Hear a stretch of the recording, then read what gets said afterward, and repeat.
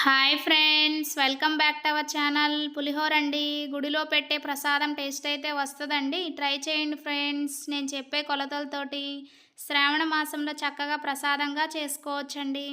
నేను రైస్ కుక్కర్లో కుక్ చేస్తున్నానండి. రైస్ కుక్కర్ బౌల్ తీసుకొని 2 కప్స్ రైస్ని యాడ్ చేసుకొని వాటర్ వేసుకొని వాష్ చేసుకున్నానండి. వాష్ చేసుకొని 2 కప్స్ రైస్కి 4 కప్స్ వరకు వాటర్ యాడ్ చేసుకోవచ్చండి.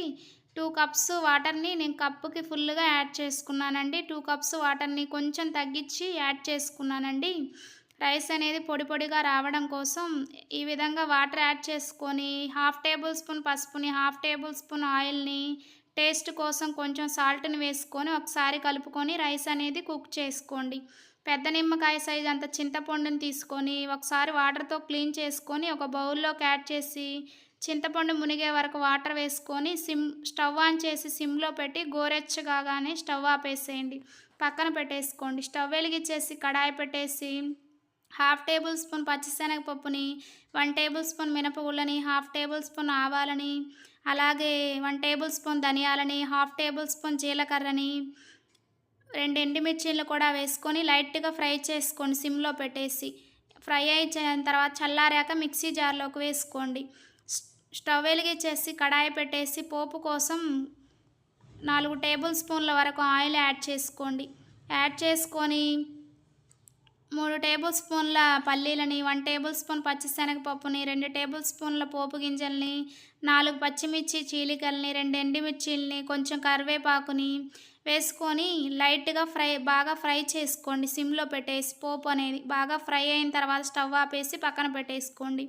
రైస్ అనేది మంచిగా కుక్ అయిందండి. ఈ విధంగా బౌల్లోకి యాడ్ చేసి చల్లారనివ్వండి. 1/2 టేబుల్ స్పూన్ మిరియాల పౌడర్ను కూడా వేసుకొని పులిహోరలోకి పౌడర్ని మిక్సీ పట్టుకొని పక్కన పెట్టేసుకోండి.